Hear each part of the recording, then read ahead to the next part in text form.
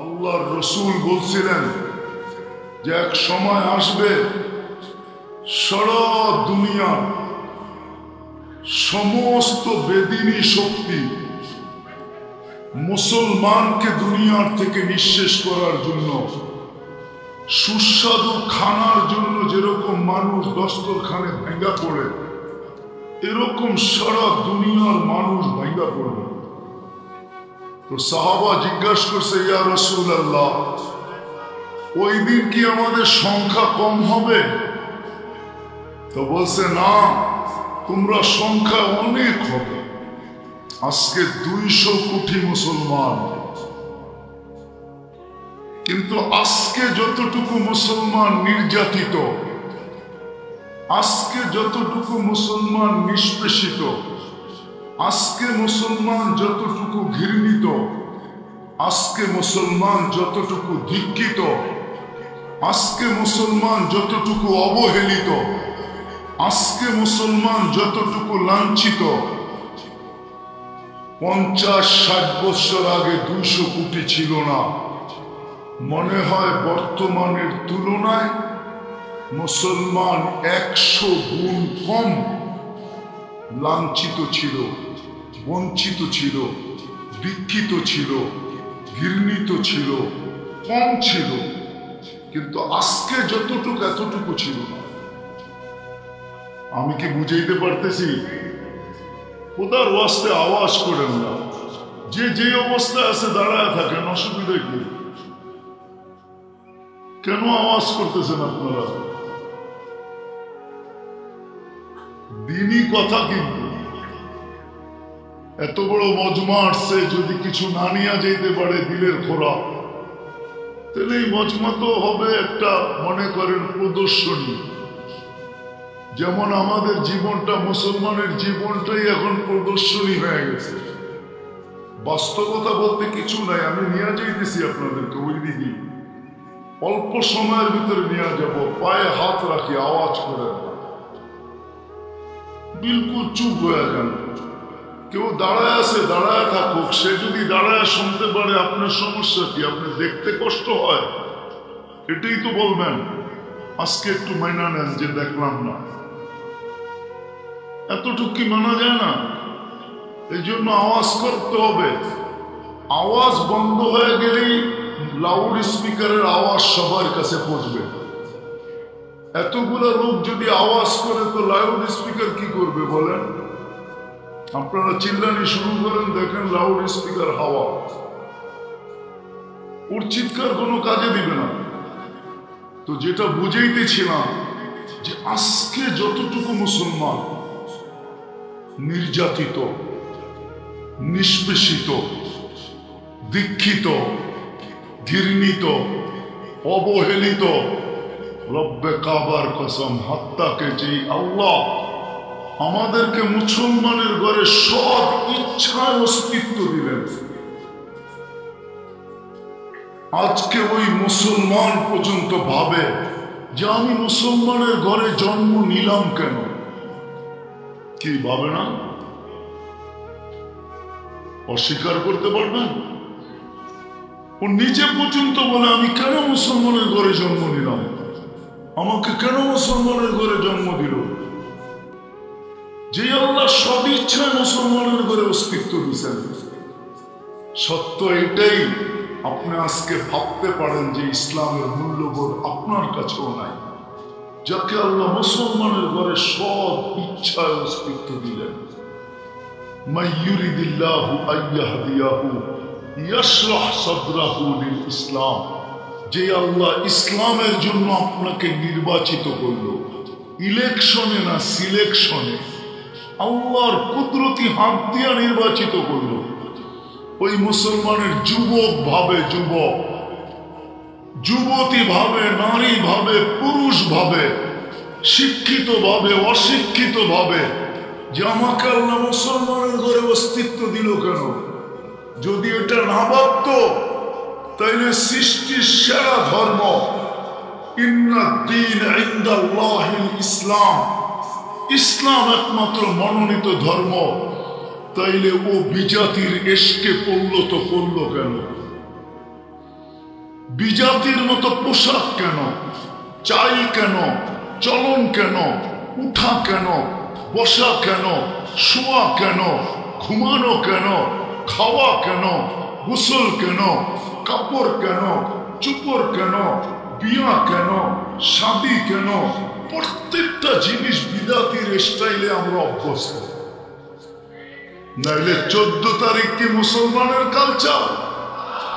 মুসলমানের কালচার তো হইল 365 দিন তুমি যাকে ভালোবাসো তাকে 365 দিন তুমি ফুল দিবে। বিজাতির তরিকা হইল 364 দিন জুতা মারবা, একদিন শুধু একটা ফুল নিয়ে দিয়া বলবা ইউ আর মাই হানি, তুমি আমার মধু। এটা তো বিজাতির তরিকা ছিল না। বিজাতির তরিকা তো হলো বৎসরে একদিন। কয়দিন? আর মুসলমানের তরিকা 365 দিন। মানুষকে ভালোবাসবে 365 দিন। বিজাতির মুসলমানের উচিত তো ছিল যে 31st নাইট যেদিন আসবে ওই দিন সারা দুনিয়ার মুসলমান মসজিদে আল্লাহর কাছে সেজদায় পড়া দোয়া করতে থাকবে, আল্লাহ সামনের যে বৎসরটা আসতেছে 12টা 1 মিনিটে আল্লাহ ওটা যেন মঙ্গল নিয়ে আসে, অমঙ্গল না নিয়ে আসে। এই দোয়ার ভিতরে 31st নাইটকে স্বাগত জানাবে। মুসলমানের রীতি তো এটা ছিল না যে প্রত্যেকটা বাড়ির ছাদকে 31st নাইটের রাস্তা, প্রত্যেকটা বাড়ির ছাদকে 31st নাইটকে বিজাতির মতো স্বাগত জানানোর জন্য স্টেজ বানায় ফেলবে। এটা কি ছিল? বিজাতিও তো এতটুকু করে না। আমি তো 31st নাইট আমেরিকাতে দেখছি, এত তো করে না যত বাংলাদেশে করে। আমি তো 14 তারিখও আমেরিকাতে দেখছি, এত ফুল তো কেউ কিনে না যত ফুল বাংলাদেশে কিনে। ওরা তো বেশির থেকে বেশি একটু দেখা হলো, গালে গাল লাগাইলো আর একটা মুচকি হাসি দিয়া কইল ইউ আর মাই হানি, বাস এতটুকুই শেষ। মনে হয় গাজীপুরের মানুষ আমাকে নতুন করে বুঝাইতে চাইতেছে, ঠিক না? দুনিয়া ঘুরা তো দেখা ফেললাম, আমরা তো অতিরঞ্জিত। কেন কেন মুসলমান আজকে এত নির্যাতিত? কেন এত রক্ত ঝরতেছে? আবাবিল শুধু আকাশে কেন ঘুরা বেড়াইতেছে? ওর পাঞ্জা এখনো তো আছে, ওর অস্তিত্ব তো এখনো আছে, ওই পাথরগুলো তো এখনো আছে যেগুলো হাতিয়ালার উপরে বর্ষিত হয়েছিল, যাদেরকে পাউডার বানায় দিছিলেন। ওই আবাবিল এখন আকাশে ঘুরে কেন? ওকে কি এই জন্য অস্তিত্ব যে আকাশে ঘুরা বেড়াবে? আমার বিবেক তো বলে আবাবিল এই জন্য অস্তিত্ব না। আবাবিলের অস্তিত্ব এই জন্য ছিল যখন ইসলামের বিরুদ্ধে হাতি আসবে, আল্লাহ রসুলের বিরুদ্ধে হাতি আসবে, তো আবাবিল নিজের ইচ্ছায় পাঞ্জায় ওই পাথর উঠাবে আর ওই হাতিওয়ালাদের উপরে মারবে আর ওদেরকে পাউডার বানায় দুনিয়াকে দেখায়। আবাবিল তো মনে হয় এই জন্য ছিল। মশা তো এই জন্য ছিল না যে গাজীপুরের মানুষকে কাটতে থাকবে আর ডেঙ্গুর সিরিয়াল হাসপাতালে লাগতে থাকবে। আমার তো বিশ্বাস মশা এই জন্য তৈরি হয় না। মশা তো তৈরি হয়েছিল এই জন্য নমরুদ যখনই দুনিয়াতে অস্তিত্ব নিবে আর খোদাই দাবি করে বাহির হবে যে আমি অল ইন অল, তখনই মশা তার কাজ দেখাবে। নমরুদি বাহিনীকে যেরকম মাটির সাথে নিঃশেষ করতে মিশায়া দিছে, নমরুদকে 400 বছর জুতার বাড়ি খাইতে বাধ্য করছে। দুনিয়ার ইতিহাসে একটাই মশা পাওয়া যায় যার বয়স ছিল 400 বছর, যেটা নমরুদের নাকে ঢুকছিল তাও ল্যাংরা। আমাদের দিকে ভালো ল্যাংরা না, হাসার বিষয় না, বাবার বিষয়। আমি বাবাইতে চাইতেছি আপনাদের, বিশেষ করে যুবক সমাজকে পায়ে হাত দিয়ে বাবাইতে চাইতেছি, গাজীপুরের মানুষকে বাবাইতে চাইতেছি। চিন্তায় বাধ্য করতে চাইতেছি, দিলের ভিতর থেকে বলতেছি, দিলের ভিতর থেকে। আমি বক্তা না, আমার আগে মিজানুর রহমান সাইদ সাহেব পড়ে গেছেন, বাংলাদেশের গ্র্যান্ড মুফতি। ওনার পরে আর কথা বলার সুযোগ নেই। বসছি যখন তাইলে দুটা কথা বলেই যাই, লম্বা হবে না, ধ্যান দিয়া শুনলে আশা করি বুঝে আসতে পারে। মশা তো এই জন্য তৈরি করছিলেন আল্লাহ, যে নমরুদি বাহিনী যখনই দুনিয়াতে আসবে তাকে নিঃশেষ করার জন্য। চিৎকারের ফেরেশতা তো এই জন্য তৈরি করেন নাই যে জীবনে একবার চিৎকার দিবে আর নাকে তেল দিয়ে ঘুমাবে। চিৎকারের ফেরেশতা তো এই জন্য তৈরি করছিলেন যখনই মানুষ প্রযুক্তিতে মাতাল হয়ে যাবে, মাতাল। আজকে যেরকম আমরা প্রযুক্তিতে মাতাল, তখনই চিৎকারের ফেরেশতা চিৎকার দিয়ে সবার আকলকে ঠিকানায় আনবে। এই জন্য চিৎকারের ফেরেশতা ছিল। আমি তো চোখে দেখা বলতেছি, কওমে সালেহকে ধ্বংস করছে ওই গ্রাম, আমি দেখা আসছি। ওই শহর আমার দেখা আছে, এই দুই চোখে দেখা আছে। ওই বাড়িঘর আমার দেখা আছে, যারা পাহাড় খচিত করে বাড়ি বানাইত। বলতো জমিন তো পেশাব পায়খানার জন্য, চাষাবাদের জন্য, এটা থেকে বাস করার জন্য নাকি। ওরা পাহাড়ে বাস করতো, পাহাড়ে। এখনো রাখা আছে, অ্যাড্রেস নিয়ে যান আমার থেকে। বাতাসের ফেরেশতা তো আল্লাহ এই জন্যই তৈরি করছিলেন যে যখন এই দুনিয়াতে আল্লাহ রসুলের বিরুদ্ধে কেউ মান আসাদ্দু মিন্না কুওয়া, সুপার পাওয়ার বলে দাঁড়াবে, ওকে খেজুর গাছের মতো ধরাশায়ী করার জন্য বাতাসের ফেরেশতাকে। 120 ফিট লম্বা ছিল কওমে আদ। মাথার টাচা খুলি আমার এই দুই চোখে দেখা আছে, দুই চোখে এখনো রাখা আছে। যান আপনারা দেখা আসেন। আমার কাছে কিতাবই এলেম নেই, চোখে দেখা এলেম আছে। আমি দেখা আসছি, আপনারাও দেখা আসেন। 6 ফিটের মানুষ একটা এইদিকে দাঁড়াবে, একটা এইদিকে দাঁড়াবে, দুইজনকে পরিপূর্ণ দেখবে না, ওই মাথার খুলির উপর দিয়া। এত বড় মাথার খুলি বাতাসের ফেরেশতা তো এই জন্য বানাইছিলেন। পানি তো এই জন্য বানায় না যে প্রতি বছর আসবে আর বাংলাদেশকে ডুবায় ফিরে চলে যাবে।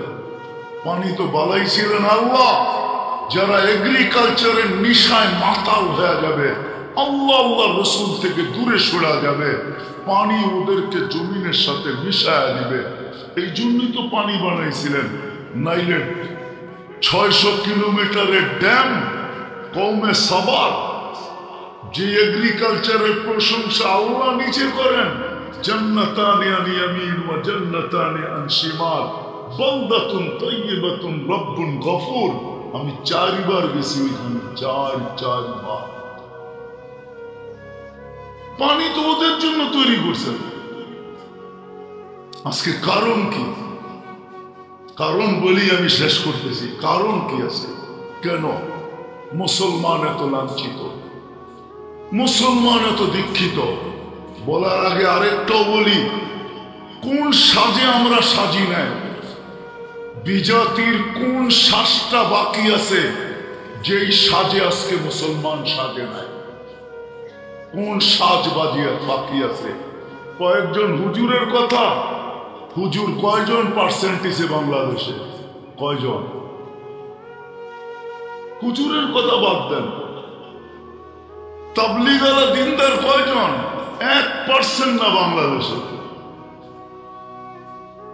হুজুর কয়জন দুনিয়াতে? বাকি 99%ই তো আমরা ওদের সাজে সেজে গেলাম। ওদের মতো বিয়া, ওদের মতো শাদি, ওদের মতো খাওয়া, ওদের মতো 3 কোয়ার্টার, ওদের মতো হাফ কোয়ার্টার, ওদের মতো টি শার্ট, ওদের মতো জিন্সের প্যান্ট, ওদের মতো টাই, ওদের মতো চেহারা। সকাল হইতে দেরি, শেভ করতে দেরি করি না। সব রঙিন তো ওদের রঙে রঙলাম, কিন্তু তারপরও তো ওরা আমাদেরকে বুকে নেয় না, পিঠেই রাখে। আর কবে নিবে আপনাকে বুকে? মুসলমানও আমি নিয়ে যেতেছি জায়গায়, রব্বে কাবার কসম, যাকে আল্লাহ মুসলমানের ঘরে সব ইচ্ছায় অস্তিত্ব দিচ্ছেন, সর্বশ্রেষ্ঠ নবীর উম্মত হিসাবে যাকে আল্লাহ নির্বাচিত করছেন, রব্বে কাবার কসম, যতই আমরা ওদের রঙে রঙ্গি না কেন, আমি দুনিয়া ঘুরা বলতেছি, ঘুরা এই পোশাকেই তো দুনিয়া ঘুরি, একটা দুটা তো হয় নাই। আলহামদুলিল্লাহ সুম্মা আলহামদুলিল্লাহ, 99টা হয়ে গেছে। দোয়া করেন যেন সেঞ্চুরিও পুরা হয়। আমি তো ঘুরা বলতেছি, তোমরা আমাদেরকে মিডিয়া দিয়ে কি বুঝাবে? গুগল দিয়ে তোমরা আমাকে কি বুঝাবে? আমি তো চষতে চষতে চোখের পাওয়ার নষ্ট করে দিয়েছি, পায়ের জুতা ক্ষয় করে দিয়েছি। এই জন্য ভিতর থেকে বলতেছি, যতই আমরা রঙিন হই না কেন, রব্বে কাবার কসম, আল্লাহ বলে লা ইয়ানজুরু ইলা সুওয়ারিকুম ওয়ালা ইলা আজসামিকুম। সারা দুনিয়ার বিজাতীয় বলে লা ইয়ানজুরু ইলা সুওয়ারিকুম, আমরা তোমাদের রূপরেখার দিকে দেখি না, আমরা দেখি তোমাদের, এটাকে কি বলে, আমরা দেখি তোমাদের, আরে সফটওয়্যার দেখি আমরা, সফটওয়্যার।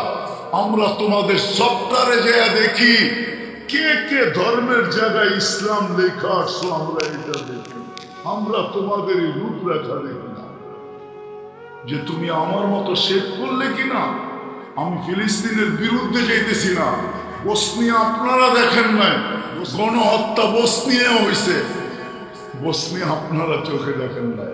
আমি ফিলিস্তিনের বিরুদ্ধে যেতেছি না, ফিলিস্তিন আপনারা দেখেন নাই, আমি চোখে দেখছি। আপনারা দেখেন নাই, মিডিয়া দেখছেন ফিলিস্তিন, চোখে দেখেন নাই ফিলিস্তিন। আজকে মুসলমান কেন নির্যাতিত? রব্বে কাবার কসম, মুসলমান আজ যদি মুসলমান 3টা কাজ না করলো, আজকে যদি এই মজলিস থেকে যদি আমরা 3টা জিনিসের আপনি আর আমরা প্রতিবাদ করতেছি, আমি প্রতিবাদের বিরুদ্ধে না, গাজাওয়ালারা প্রতিরোধ করতেছে, ঠিক না? সত্য তো? আরে বলেন না, হা না না। আর আমরা কি করতেছি? কি করতেছি? এই মজমায় কয়জন আছে যেদিন থেকে গাজায় হামলা শুরু হয়েছে, যে আমি ডেলি 2 রাকাত নফল নামাজ সালাতুল হাজাত গাজাওয়ালাদের জন্য পড়ছি, আর সেজদায় যায় আল্লাহর সামনে চোখের পানি জড়ায় বলছি, মালিক তুই জানিস আমি কোথায় আছি, তুই জানিস আমার ক্ষমতা কতটুকু আছে, আমি ওদের সঙ্গ কতটুকু দিতে পারবো। মালিক আমি তো যেতেও পারবো না, সঙ্গ দিতে পারবো না, আমার হাত পাও বাঁধা, শুধু মুখটা খোলা, আমি প্রতিবাদ করতে পারি, কিন্তু মালিক আমি প্রতিবাদের সাথে সাথে 2 রাকাত সালাতুল হাজত পড়া তোর দুয়ারে আর্তনাদ করতেছি, মালিক তুই একটু মেহেরবানি করে নাই মাস। কয়জন হাত উঠাইতে পারবেন? প্রতিবাদী স্লোগান দিতে তো অনেক অভ্যস্ত, ঠিক না? বলেন কয়জন হাত উঠাইতে পারবেন? হুজুররা সহ বলেন। রাগ হয়ে গেলেন? হ্যাঁ, পায়ে হাত রাখি রাগ হইলে, রাগ হয়ে গেলেন? উচিত ছিল আমাদের ওই দিন থেকে রাত্রটা যখন হয় তখন গাজাওয়ালাদের ঘুম হারাম হয়ে যায়, হারাম। একই তো শরীর ছিল, আল্লাহ রসুল তো বলছে এক শরীরের মতো মুসলমান। শরীরের যেই কোনো অঙ্গে ব্যথা হলে সারাটা শরীর কাতরাইতে থাকে। গাজায় মানুষ রাত্রে ঘুমায় না, আপনি বাংলাদেশে ঘুমান তো ঘুমান কি করে? আজ 15 রাত্রেই যদি বাংলাদেশের 12 কোটি মুসলমান আল্লাহর কাছে সেজদায় পড়া কাঁদতে থাকতো, হতে পারতো কারো সেজদা আরো সে যায় হিট করতো, হিট, কারো সেজদা আরো সে যায় হিট করতো, আরো সে বলতো আমার এখানে হিট করে কে? আল্লাহ বলতো গাজার জন্য করতেছে। হতে পারতো আরো সে বলতো মালিক তাইলে তাকান না। একজন তো হাত উঠাইতে পারবেন না, আরেকটা বলবো না তাই সেটাও পারবেন না। উচিত ছিল আমাদের ডেলি 2 রাকাত নফল পড়া, সালাতুল হাজত পড়া, শুধু প্রতিবাদী আমরা বিশ্বাসী, ঠিক না? বাস্তব বললেই আমরা ভালো না, ঠিক না? অনেকে আমাদের বিরুদ্ধে লেখে ওনারা ভালো না। দিলে আসলো এই জন্য বলতেছি। কি উচিত ছিল না ছিল না? বলেন কি বলে? অস্তাইনু বিসসবরি ওয়াসসালাহ, কোরআনের হুকুম না? হুকুম না? হ্যাঁ, উচিত ছিল। কে কে আজকের থেকে পড়বেন? হাত উঠান। হ্যাঁ, ওয়াদা পাক্কা? আল্লাহ কবুল করুক নামাজ। উচিত ছিল আমাদের ডেলি 1 টাকা গাজার জন্য সদকা করা। আর সদকা তো তারুদ্দুল বালা। মালিককে নামায় নিয়ে আসেন না, আপনি কতক্ষণ লড়বেন? খুলিকাল ইনসানু যায়িফা ওয়া হুয়াল কবিয়ুল আজিজ। শক্তিশালীকে নামায় নিয়ে আসেন না। 1 টাকা কয়জন সদকা করছে? উচিত ছিল ডেলি 1 টাকা সদকা করা। নিয়ত করেন 1 টাকা ডেলি গাজার নামে সদকা করেন, যে আল্লাহ গাজার মুসলমানদের জন্য, ফিলিস্তিনের মুসলমানদের জন্য, সারা দুনিয়ার মুসলমানের জন্য 1 টাকা সদকা করলাম। রব্বে কাবার কসম, হতে পারে আপনার সদকা এতটুকু পাওয়ারফুল হবে যে এইখান থেকে উঠবে আর ইসরায়েলে যে অ্যাটম বোম হয়ে পড়বে। বিশ্বাস হয় না? না, মনে হয় না। কেন? ইতিহাস পড়ি না তো কোত্থেকে হবে? ইতিহাস যদি পড়তাম তাহলে বুঝতে পারতাম যে হ্যাঁ, কারো না কারো সদকা এরকম পাওয়ারফুল হইতে পারে যে এইখান থেকে উঠবে, 1 টাকা উঠবে আর গাজায় যে অ্যাটম বোম হয়ে পড়বে। সারা দুনিয়া তাক লেগে যাবে। এটা কোত্থেকে আসলো? কোন দেশের মানুষ কেস করছে 2020-এ করোনার বিরুদ্ধে? কে কেস করছে? হ্যাঁ, করছে মনে হয়, হইতে পারে। মাঝে মাঝে মিডিয়ায় দেখি আকল ছাড়া মানুষ, ঠিক না? নাম বললাম না। মাঝে মাঝে দেখি গরমের বিরুদ্ধে কেস করে।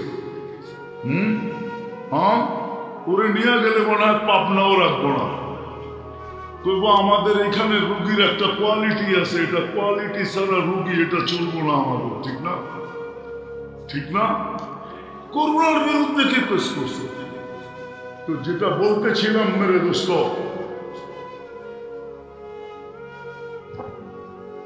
এতক্ষণ পরে ঠিক জায়গায় এসে যেটা বলতেছিলাম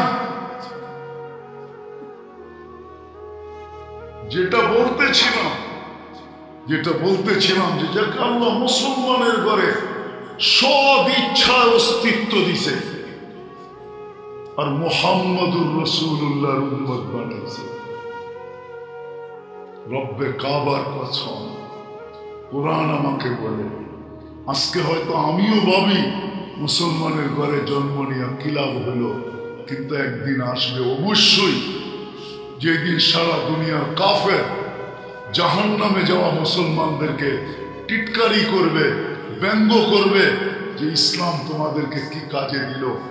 ওই দিন আল্লাহর রহমত যখন জোশে উঠবে আর আল্লাহ জিবরিল আলাইহিস সালামকে বলবে আখরিজ, যে সারা জীবন ধর্মের জায়গায় মুসলমান লিখতে লিখতে কবরে চলে আসছে, জীবনে কিছু থাকার না থাক ওকেও বাহির কর।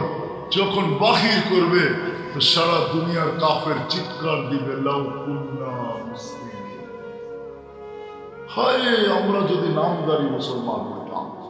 ওই দিন বুঝে আসবে ইসলামের মজা। চিরদিনের জন্য দুজক থেকে বাহির হবে, চিরদিনের জন্য জান্নাতে যেতে করবে।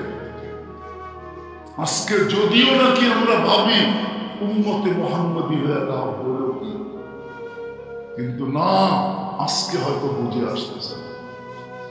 যদিও আল্লাহ বুঝানোর মতো নিদর্শন দিছেন যে দুনিয়া উম্মতে মুহাম্মদী, সবার মাথায় তাজ পরাইয়া দিছি একটা, সেটা হলো ওয়ালাকাদ কাররামনা বনি আদম, মানুষ সৃষ্টির ভিতরে সেরা। উম্মতে মুহাম্মদী তোর মাথায় তাজ পরাইছি 2টা। কুনতুম খায়রা উম্মাহ, এটা দ্বিতীয় তাজ। প্রথম তাজ তো হলো ওয়ালাকাদ কাররামনা বনি আদম, মানুষ সৃষ্টির সেরা। দ্বিতীয় তাজ হলো দ্বিতীয় তাজ হলো কুনতুম খায়রা উম্মাহ। এটা হলো দ্বিতীয় তাজ আমাদের মাথায় পড়া।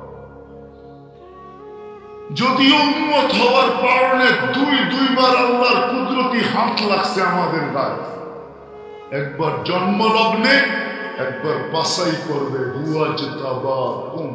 আল্লাহ আমাদেরকে বাছাই।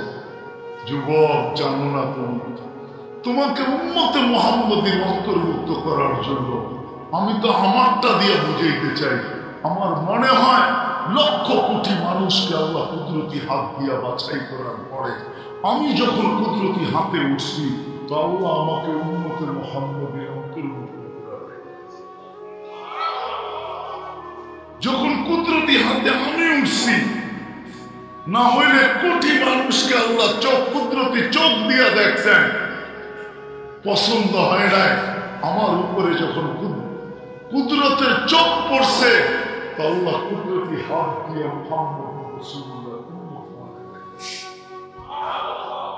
আজকে বুঝে আসতেছে না, কিয়ামতের মাঝে বুঝে আসবে। আজকে মুসলমান নির্যাতিত হওয়ার জন্য, নিষ্পেষিত হওয়ার জন্য সবচেয়ে বড় কারণ তিনটা, আর কিচ্ছু না। মুসলমান এখনো তওবা করে ফেলে, যদিও বারবার সিগন্যাল দিতেছেন লিউযীকাহুম বা'দাল্লাযী আমিলু লাআল্লাহুম ইয়ারজিউন। যদিও কোরআন চিৎকার দিতেছে, মুসলমান তওবা কর, ফিরে আয়, কিন্তু মুসলমান এখনো ফিরতে চাইতেছে না। আমি আজকের এই মজমাকে বলবো, পায়ে হাত রেখা চলেন এই মজমা আজকে আমরা মনের থেকে আল্লাহর কাছে তওবা করি যে আল্লাহ, আর আমাদের দিলে বিজাতির ভালোবাসাকে আমরা স্থান দিব না। বিজাতির ইশক, মুহাব্বত, ভালোবাসা আমরা আমাদের দিলের ভিতরে স্থান দিব না, বাহির করে দিলাম। আল্লাহ, তওবা করতেছি। এতদিন আমরা আসক্ত ছিলাম, ওটার থেকে তওবা করলাম। রাজি তওবা করতে? হ্যাঁ, আল্লাহ কিন্তু প্রথম আকাশে এখন তাকায় আছে, শুধু তাকায় নাই, ডাকতেছে, হাল মিন মুস্তাগফির ফাগফির আল্লাহ, কে আসিস? হায় হায়, জানি না বুঝবেন কি বুঝবেন না। সারাদিন হাত প্রসারিত করে বসা থাকে যে কেউ আসুক আর তওবা করো। রাত্রের 3 ভাগের 1 ভাগ পর্যন্ত হাত প্রসারিত করে বসা থাকে যে কেউ আসুক আর তওবা করো। 3 ভাগের 1 ভাগ যাইতে দেরি, আল্লাহ নাইমা আসতে দেরি করেন না। আমাদের দিকে তাকায় না, বন্ধুর দিকে তাকায়, বন্ধুর দিকে। কেন বন্ধুর সাথে প্রতিশ্রুতি দিছি, বন্ধুকে লজ্জিত করব না, রাজি করে ছাড়বো। উম্মতকে যদি মাফ না করলাম, উম্মত যদি মাফ না পাইল, তাইলে বন্ধু লজ্জিত হয়ে যাবে। এই জন্য 3 ভাগের 1 ভাগ পর্যন্ত হাত প্রসারিত রাখেন, তারপরে আর প্রসারিত করেন না। প্রথম আকাশে নাইমা ডাকতে শুরু করেন, হাল মিন মুস্তাগফির। এখন কিন্তু ডাকতেছেন, রাজি তওবা করতে? হাত উঠায়া বলেন তাইলে যে বিজাতির ইশক আর মুহাব্বত থেকে তওবা করব। সত্য পাক্কা দিলের ঠিকানা, মানে মুখের ঠিকা না মান, তাইলে দিলের ঠিকা হলে আমি বলতে পারি কসম খায়া গুনাহ মাফ। আর যদি মুখের থেকে হয়, তাহলে আব্দুল কাদের জিলানীর কথা সত্য। বিবেকটা দিয়ে একটু চিন্তা করা উচিত যে আপনার আমার প্রস্তুতি কতটুকু,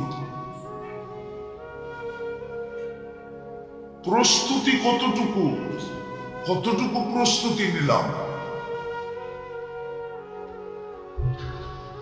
প্রস্তুতি নেওয়ার জন্যই তো আপনার ভাগ্য খুলে দিছিলেন, বেশি কিছু তো দরকার ছিল না। আমি একটাই দেখাইতেছি, উম্মতে মুহাম্মাদি বানায় আপনাকে ভাগ্য খুলা দিছিলেন, উম্মতে মুহাম্মাদি হিসাবে নির্বাচিত করা আপনার আমার ভাগ্য কপাল খুলা দিছিলেন। এতটুক করলেই হইতো, কিন্তু করে তো না কেউ। ফামান জাআলাকা দামা, বলো তোমাকে রক্তে রূপান্তরিত কে করলো? ওমান জাআলাকা মুদগা, রক্তপিণ্ডতে রূপান্তরিত কে করলো? ওমান জাআলাকা ইযামা, তোমার কঙ্কালটাকে তৈরি করলো? ওমান কাসা আলাইহি লাহমা, নিখুঁতভাবে গোশত আর চামড়ার আবরণকে চড়াইলো? আমা কুনতা সাগীরা, তুমি কি ছোট ছিল না? ফামান কাব্বারা, তোমাকে বড় কে করলো? আমা কুনতা যায়ীফা, তুমি কি দুর্বল ছিলে না? ফামান কাওয়াকা, তোমাকে সুঠামত্ব কে দিল? আমা কুনতা জাহিলা, তুমি কি অজ্ঞ ছিলে না? ফামান আল্লামা, তোমাকে শিক্ষাকে দিল? আমা কুনতা মিসকিনা, তুমি কি মার পেটের থেকে অসহায় আসো নাই? ফামান আগনাকা, তোমাকে স্বয়ং সম্পূর্ণ কে করলো? এখন তো বলি আল্লাহ, কিন্তু সারা দিনেও তো 100 বার আল্লাহ বলি না, ঠিক না? বলেন তো। আল্লাহ বলে তুমি নিশ্চয় ছিলে, তোমাকে স্বয়ং সম্পূর্ণ কে করলো? তারপরে আল্লাহ একটু খোলেন যাতে বিবেকে লাগে, তো আল্লাহ একটু খোলেন, তো আল্লাহ বলে ফালা লাকা সিন্নুন তাক্তা, আজকে তো দাঁত দিয়া খুব কাটো, যেই দিন আসছিলে ওই দিন দাঁত তো ছিল না। ওয়ালা লাকা উযুনুন তাসমা, কান তো ছিল কিন্তু শ্রবণ শক্তির কার্যকারিতা তো ছিল না। ওয়ালা লাকা আইনুন তানজুর, চক্ষু তো ছিল কিন্তু দৃষ্টি শক্তির কার্যকারিতা তো ছিল না। ওয়ালা লাকা আকলুন তুমাইয়িজ, মগজ তো ছিল, ভালো মন্দ তো তুমি বুঝতে না। ওয়ালা লাকা ইয়াদুন তাবতিশ, হাত তো ছিল কিন্তু ধরার ক্ষমতা তো ছিল না। ওয়ালা লাকা রিজলুন তামশি, পাও তো ছিল কিন্তু চলার ক্ষমতা তো ছিল না। আমা কুনতা কাযালিক, আল্লাহ জিজ্ঞাসা করে তুই কি এরকম ছিলি না? আজকে তো বাপ নিয়ে চলিস, ঠিক না? বাপ বোঝেন? বাপ, আরে মনে হয় বাপ বোঝেন না, ঠিক না? কি বাপ বললাম? বাপ আরেকটা শব্দ বললে হয়তো একটু খারাপ লাগতে পারে, এই জন্য শব্দের চেঞ্জ করলাম, নাইলে ডাইরেক্ট বলা যায় আল্লাহ বলে তুই তো অহংকার নিয়ে চলস। আসলেই তো সত্য, আমরা তো অহংকার নিয়েই চলি, ঠিক না? কি বলেন? আল্লাহ বলে এইখানেই তো শেষ না, 24 ঘন্টা তোমাকে সুরক্ষিত করি বিদায় তুমি সুরক্ষা করি বিদায় তুমি সুরক্ষিত। আচ্ছা একটা উদাহরণ দিই, মনে হয় 2 দিন আগেও আপনারা দেখছেন সমস্ত খবরে বাহির হয়েছে ঢাকা শহরে জানলা বন্ধ রাখো, মনে হয় 2-4 দিন আগে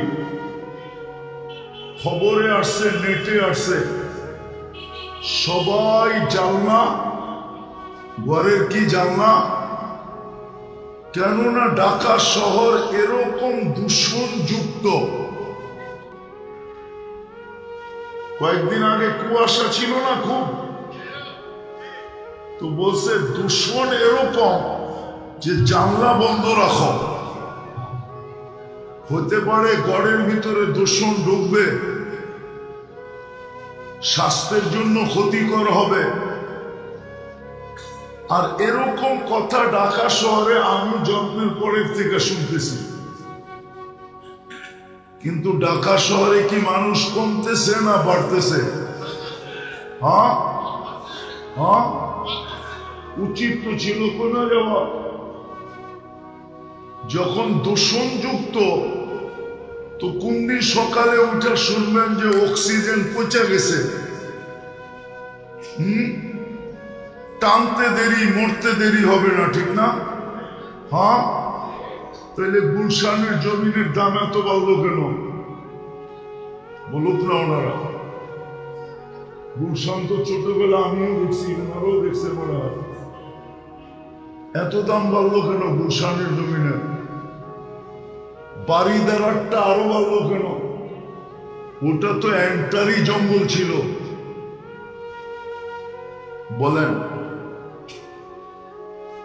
বাড়িদারা তো হলো ডিপ্লোমেসি ডুন, সব এমবেসি এখানে। ওটা তো আরো বেড়ে গেছে। ধানমন্ডি এত বাড়লো কেন? ওটা তো বাজার ছিল, সবজি দানের বাজার, ধানমন্ডি। ধান বেচতে তো আমিও দেখছি চোখে, বড় বড় নৌকা লাগতো। বলেন, মতিঝিল এত বাড়লো কেন? ওইখানে তো ঝিলই আসিল, আর ছিল কি? নাইলে মতিঝিল হইল কেমনে?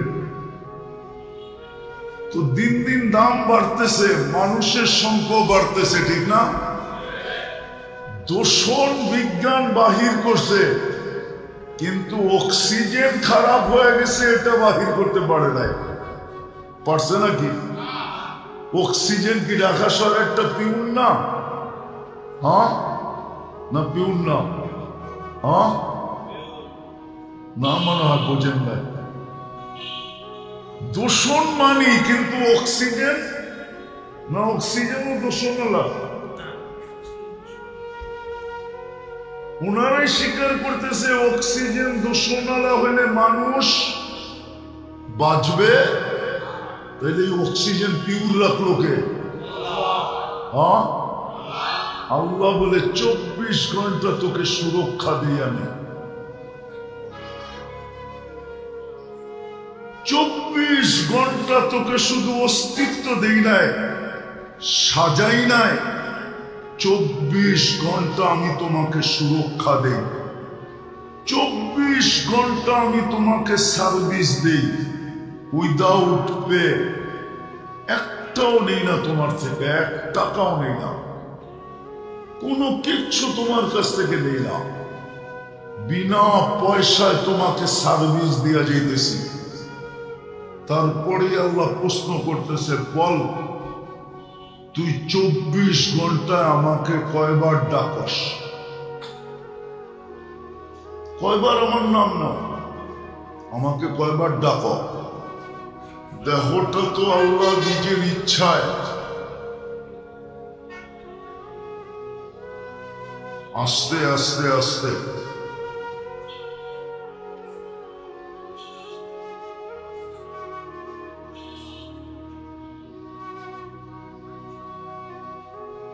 সাউন্ড তো আমার কান ফাটতেছে, আপনাদেরটা কি ফাটে না?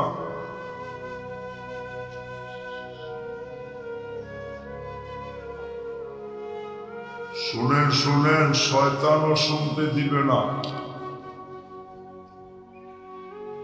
কেননা যদি আপনাকে শুনতে দিত, যদি আপনাকে শুনতে দেয় ভালো মতে, তাইলে তো আপনি পুরস্কারের গাঠি নিয়ে উঠবেন। ওর সমস্ত পরিশ্রম বিফলে যাবে। আমি চিনি এটা লিপ টাচ, লিপ বোঝেন? আপনি কানেরটা নিয়ে আসেন, এরকম মনে করেন না আমি এটা চিনি না। এটা আওয়াজ টানবে না, ডাইনে গেলেও টানবে না, বামে গেলেও টানবে না। আপনি কানেরটা নিয়ে আসেন। এটার নাম হইল লিপ টাচ। বোঝেন না? বোঝেন না? এটা গায়িকার জন্য বানানো হয়েছে, গান গাওয়ার জন্য, ওয়াজ করার জন্য না।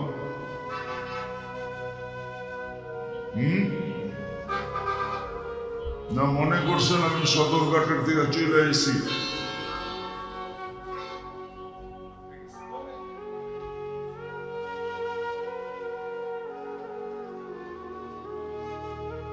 তো যেটা বুঝাইতেছিলাম, শয়তানও কিন্তু শুনতে দিবে না। কেননা যদি আল্লাহর হুকুম পুরা করলেন, তাহলে তো আপনি সওয়াবের গাঠি পাবেন, গাঠি। ও সইবে তো সইবে কি করা? ও তো আল্লাহর সাথে পাঙ্গা নিয়ে আসছে। পাঙ্গা বোঝেন? আরে ঢাকায় শব্দ বোঝেন? পাঙ্গা। যে একটাকেও জান্নাতে যেতে দিব না।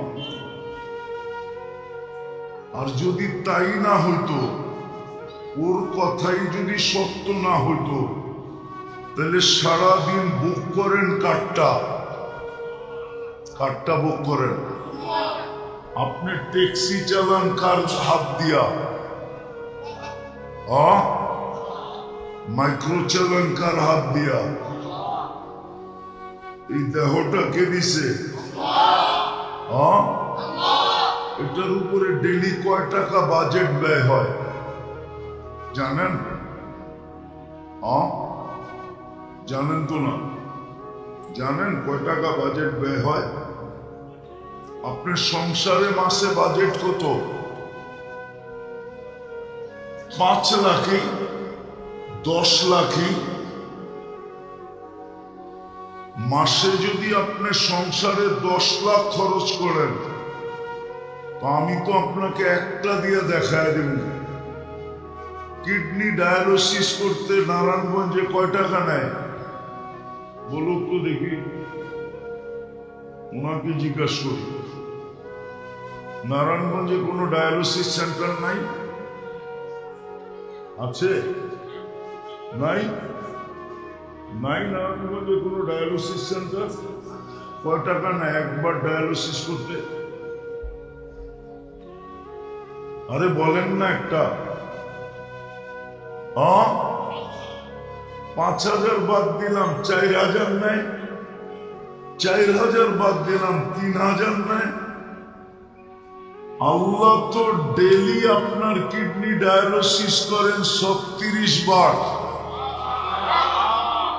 ও নেয় একবার।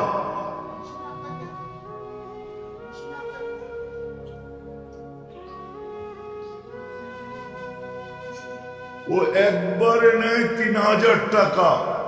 আরে লাগবে না ভাই, ওয়াজ শুনতে মনোযোগ লাগে, গান শুনতে আওয়াজ লাগে। আল্লাহর কাছে কি আওয়াজের শব্দ নাই? তাহলে আল্লাহ মনোযোগের শব্দ কেন বললো? ওয়াজ শুনতে মনোযোগ লাগে, গান শুনতে আওয়াজ লাগে। কেননা আওয়াজ ছাড়া গায়িকারও শরীরে শক্তি আসে না, গায়কেরও আসে না, আর যুবকেরও নাচতে ভালো লাগে না। ওয়াজ শুনতে লাগে মনোযোগ, আওয়াজ দরকার নাই। 1.25 লক্ষ সাহাবা যে সময় ছিলেন বিদায় হজে, কোন কোম্পানির লাউড স্পিকার ছিল ওইখানে? ছিল? ওলামা বলুক যে একজনও আল্লাহর রসুলের কথা শুনে নাই।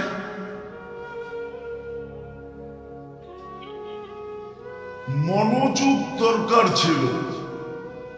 মনোযোগ দিলে আপনিও শুনবেন, লাউড স্পিকার ছাড়া শুনবেন। মাঝে মাঝে দেখবেন মাইসে এমনি শুনে, এমনি দেখছেন? কেন? ও মনোযোগ দেওয়ার জন্য এমনি করে, যাতে বাড়ি কানের সাথে খায় আবার হাতের সাথে খায়, যাতে সহজে বোঝা যায়। তো যেটা বুঝাইতেছিলাম, একবার ডায়ালিসিসে কত টাকা? 3000। আল্লাহ ডেলি আপনাকে আমাকে ডায়ালিসিস করেন 36 বার। 3000কে 36 দিয়ে পূরণ দেন তো। আরে 2 লাখ হবে না। দেখেন, ক্যালকুলেটর তো লগই আছে মোবাইলে। 1,08,000 পার ডে দিতে হইতো, পার ডে। মাসে কত?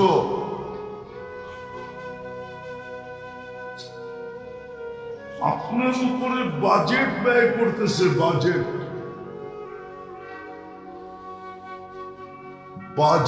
ব্যয় হইতেছে, বাজেট। ভাবতেছি শরীরটা এমনি চলতেছে, এই জন্যই তাফালিং দেখায় চলতে পারি। নুন আল্লাহর খাই, তারপরও গুণ গাই না। নুন কার খাই?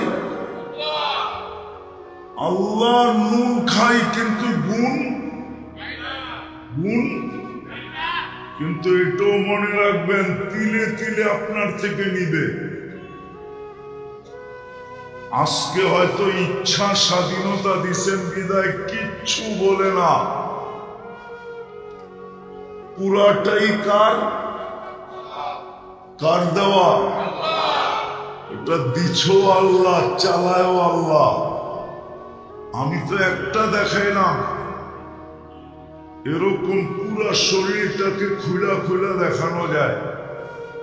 আজকের প্রযুক্তির সাথে মিলায়া, যে আপনি যদি এই শরীরটা প্রযুক্তি দিয়ে চালাইতেন, আরো 2-1টা দেখাই আপনাদেরকে, দেখি বুঝে আসে কিনা।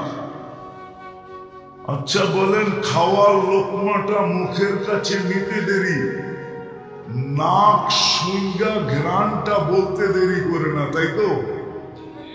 নাক কি সিগন্যাল দেয়? ঘ্রাণ সঙ্গেই বলে এটা মুখে যাবে, ঠিক না? আচ্ছা, এই ঘ্রাণটাই যদি আপনি প্রযুক্তি দিয়ে শুনতে হইতো, প্যাথোলজি সেন্টারের মাধ্যমে করতে হইতো, তাহলে ডেলি কয় টাকা বিল হইতো? কেননা কমসে কম তো আপনি 3 বেলা খান, ঠিক না? আরে খান কিনা? চাচু বাদেই দিলাম, ঠিক না? তো 3 বেলা টেস্ট করতে কতক্ষণ, কয় টাকা লাগতো? আপনারাই বলেন একটা। পার বারে যদি 100 টাকাও লাগতো, তো ডেলি লাগতো 300, ঠিক না? মাসে কত? 9000।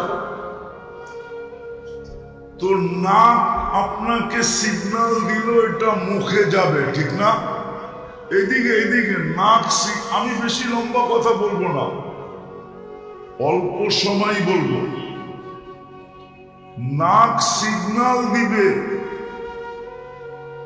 নাক সিগন্যাল দেয় এটা মুখে যাবে, ঠিক না? কিন্তু মুখের ভিতরে ঢুকানোর পরে জিহ্বা আবার সিগন্যাল দেয়, স্বাদ টেস্ট করে, স্বাদ যেটা পেটে যাবে। আচ্ছা, স্বাদটা যদি প্রযুক্তি দিয়ে টেস্ট করতে হতো, তাইলে বলেন আপনার সিরিয়াল কত লম্বা হতো? একটু ভাবেন না, কত লম্বা হইতো আপনার সিরিয়ালটা স্বাদ জানার জন্য?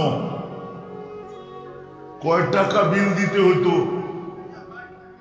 মাইনা নিলাম 3 বেলায় 300 টাকা, তাইলে এইখানেও তো 9000 টাকা, 18,000 টাকা তো 2টার বিল।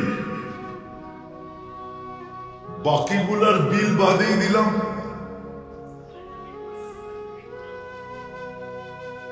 যদি শ্বাস নেওয়ার উপরে বিল হইতো, যে শ্বাস নেওয়ার উপরে বিল, যে প্রত্যেক শ্বাসে 1 পয়সা বিল, তাহলে তো ডেলি 1600 টাকা আপনাকে বিল দিতে হইতো। আমি প্রমাণ দিতেছি, বাংলাদেশের প্রথম সারির শিল্পপতি শুধু স্বাভাবিক শ্বাস নেওয়ার জন্য করোনার সময় নিজের এন্টার কোম্পানি লেখা দিতে রাজি ছিল। শুধু রাজি ছিল না, ডাক্তারদেরকে বলছিল যে আমাকে স্বাভাবিক শ্বাস নিতে দাও, আমি এন্টার কোম্পানি তোমাদের নামে লেখা দিয়ে দিব। তাইলে এইখানে তো ডেলি 1600 টাকা বিল দিতে হইতো। বিদায় আমি শেষ কথায় চলে আসছি, আর লম্বা করবো না।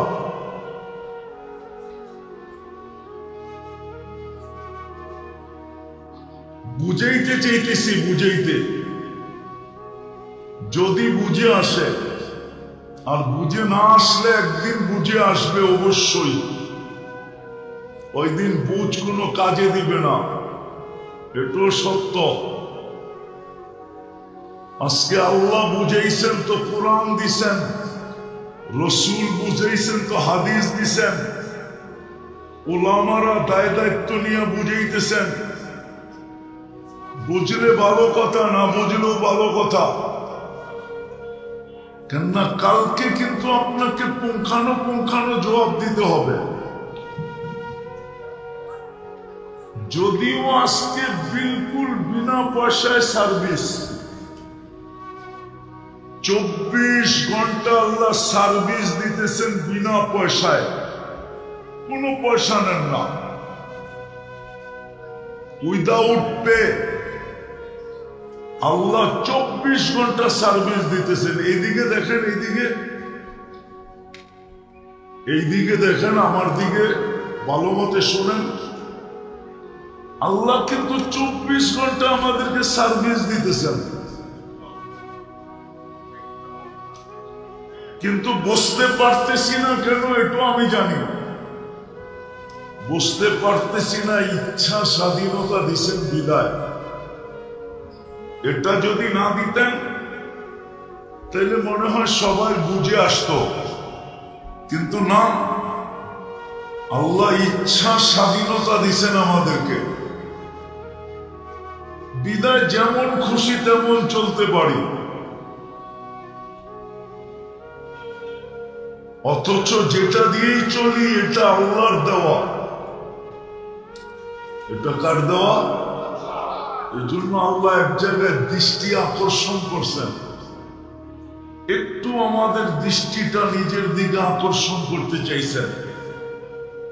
তো আল্লাহ এক জায়গায় বলছে, আমা কুনতা মা'আম মাহিনা,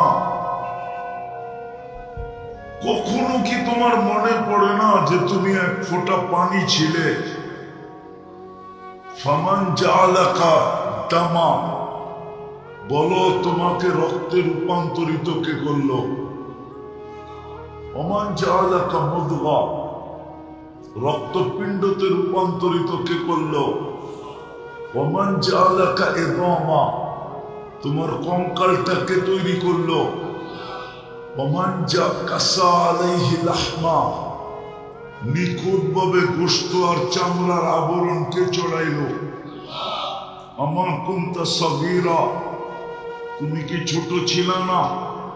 ফামান কাব্বারা, তোমাকে বড় কে করলো? আমা কুনতা যায়ীফা, তুমি কি দুর্বল ছিলে না? ফামান কাওয়াকা, তোমাকে সুঠামত্ব কে দিল? আমা কুনতা জাহিলা, তুমি কি অজ্ঞ ছিলে না? ফামান আল্লামা, তোমাকে শিক্ষাকে দিল? আমা কুনতা মিসকিনা, তুমি কি মার পেটের থেকে অসহায় আসো নাই? ফামান আগনাকা, তোমাকে স্বয়ং সম্পূর্ণ কে করলো? এখন তো বলি আল্লাহ, কিন্তু সারা দিনেও তো 100 বার আল্লাহ বলি না, ঠিক না? বলেন।